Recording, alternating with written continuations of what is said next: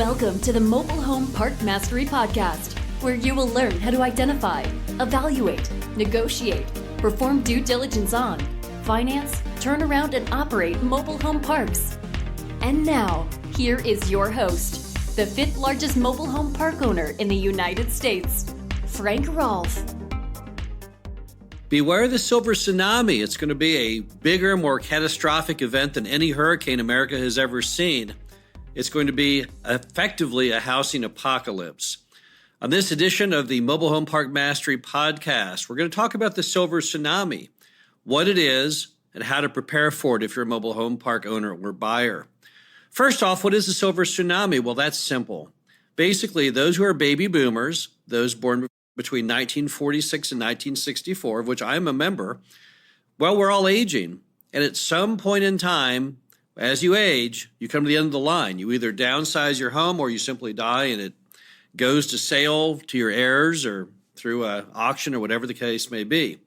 And right now, the way demographics are going for baby boomers, the Silver Tsunami is basically beginning. And what it means is you're going to have roughly a third, a little over 20 million homes dumped on the market over the next 10 to 15 years. Now, to put that in perspective, that means that 1 in every 3 homes in America is going to turn over during that period. And that's going to have some unbelievably dramatic effects on everything as we know it today. Home values, entire markets may become endangered. So how does it work exactly? Well, we kind of know right now where the baby boomers live. That's tracked. We know where that is. The U.S. Census can tell us that. You can look up on bestplaces.net and see the aging of the demographics of the different profiles of who lives in your town. But the first net effect you've got based on what they think the Silver Tsunami is going to cause is potentially migration away from some areas that have been very strong for retirees of the baby boomer generation, but that younger people may not share. In fact, there's a map that shows where the risk is the greatest. And I'll just read off to you the first 4 markets. I'm sure you can already guess them. Tampa, St. Petersburg, Florida, Tucson, Arizona, Miami, Florida, Orlando, Florida. Get the point? Basically areas where baby boomers currently congregate to retire. Those are the areas which logically will have the greatest number of homes that will churn. Palm Springs, California is one example, will have 41% of its entire housing stock churn between now and mid-2035. So what does it mean? Well, the first thing you need to know is you need to be careful around those markets. If you're looking at buying a mobile home park in an area that is overly weighted in baby boomers, be careful. Because if younger buyers don't want to step in and live in those markets, you may see mass migrations of population out of those markets simply based on demand. Nobody wants to move back in. Now, I myself know people who have dabbled in moving to Florida and other hot retirement areas, only to become disheartened and move back. And I don't hear much about any younger people, very few millennials that are certainly breaking down the doors saying, oh my gosh, I want to live in Tampa. So you may see massive migration shifts in America. Areas that were once beloved suddenly become cold. So just be very, very careful. Now, if you want to get a map on this, if you'll just go online and you can Google up Silver Tsunami of housing, you'll find quite a bit of charts and graphs on the topic, and you can start getting an idea on the markets. But you can kind of guess what the markets are because it's those heavy retirement areas. Now, that's not to say everything else is okay. If you look down the list of markets and the potential exposure, one that pops up way up the thing is Knoxville, Tennessee. Knoxville, Tennessee has 30.8% of all housing churning by the year 2037. Why is that? Well, Knoxville has always been very heavy in the military. A lot of, retired military people hung around Knoxville. So it's not just Florida. It's not just California. It's not just Arizona. However, those areas definitely will be the hardest hit. Number 2, you need to be very careful around senior parks, not just areas that cater to seniors, but mobile home parks in all areas that are senior oriented, because we just don't know if today's young people want to live in mobile home parks in retirement. You know, a lot of people who live in mobile home parks today who are baby boomers We're familiar with the product line from perhaps a career in the military. However, young people don't really have that same background. They don't really know the asset that well.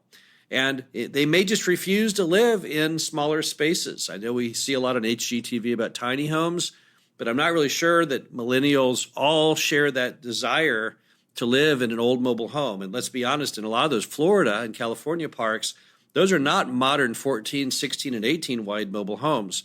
Those things are 8 and 10 and 12 wides, very, very tiny. I don't know if the average millennial wants to live in a bedroom that will only hold a twin-sized bed. Just not sure of that. So be very careful on your senior parks. Now, senior parks have a problem. They have a senior designation. And with that designation, it means that you have to be 55 and over to basically live there. So even if the demand is for young people to live in those parks, they can't. They're restricted. It's the only time that HUD allows you to discriminate. Now, there are other parks out there which may have a lot of seniors, but they're not senior designated properties. Those can shift over time.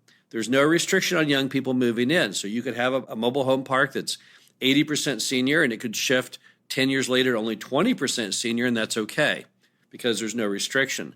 I'm talking here about those parks which through HUD are mandated as senior-only parks. Again, you find these very, very heavily in Florida, California, and Arizona, which makes it doubly as dangerous because not only will people be moving out perhaps in large quantities, but you can't even house any young people if you could find any because your designation won't allow it. So also be very, very careful around senior parks. In fact, I've been writing articles on that now, I think, for about 5 or 10 years because I knew this moment would come at some point, and I've always been concerned about young people agreeably wanting to retire into mobile home parks. Another thing you need to do, go long on your debt. Here's what's going to happen. When that silver tsunami hits, you're going to have all these homes come on the market, not enough buyers to possibly support that number of homes on the market, and consequently prices will fall. In some markets, prices will collapse. As those prices collapse, lenders will take enormous losses because most Americans have been using their single-family home as a piggy bank for far too long now, financing it and refinancing it. So what will happen is instead of being a store of wealth, it'll be a store of debt. And when those prices go down and those homes all result in losses, there will be some kind of tsunami in the banking industry from people who are terrified overnight about real estate lending. Now, even though it's single family only, their terror will filter into all forms of real estate as people suddenly don't know what to do, and many banks become extremely strained on making loans. So what does it mean? It means go long on your debt. If you have a loan coming up on a mobile home park you're buying, try and go 10 years. Try and go 12 years if you can. The agency debt allows you to go up to 12 years in length. Try to stay away from short-term debt because you need time to react. If you put a 3-year loan on a mobile home park, and assuming you need to refi that at least a year ahead of the end, it only gives you 2 years. What if within the next 2 years there's some kind of market correction on the lending? At least if you go longer term out, the early form of silver tsunami will already have taken root and lenders will have readjusted. They aren't going to stop making all loans, but there may be periods where with instability they don't make loans. You don't want to be trapped during those periods. So be very, very careful if you can on your debt length. Try and go as far out as you humanly can because the farther out you go, the greater security you get. Now, if you sense it's time to do something 5, 7 years out, you can still refinance the long-term debt. You can still do it. Now, if it's conduit debt, you'd have to pay a defeasance penalty. But still, you want to manage your debt effectively through the silver tsunami because there's going to be very, very choppy waters on debt. In fact, I would say that for most park owners, other than the senior parks, on the family parks, the greatest exposure risk will be on the debt itself.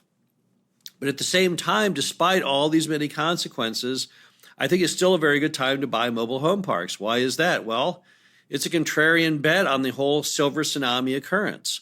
Don't forget that part of the silver tsunami, a big portion is downsizing into more affordable quarters. And of course, mobile home parks are the only thing out there that gives you a detached dwelling at a much lower price.